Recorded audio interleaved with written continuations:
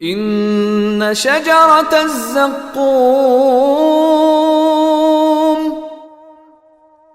یقین جانو کہ زقوم کا درخت طعام الاثیم، گنہگار کا کھانا ہوگا، کالمہل یغلی فی البطون،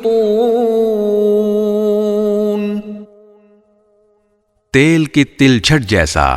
وہ لوگوں کے پیٹ میں اس طرح جوش مارے گا، کغلی الحمیم،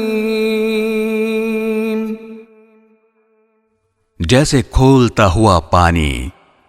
خذوه فاعتلوه الى سواء الجحیم،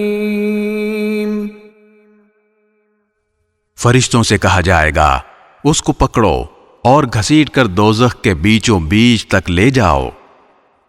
ثم صبوا فوق رأسه من عذاب الحمیم، پھر اس کے سر کے اوپر کھولتے ہوئے پانی کا عذاب انڈیل دو،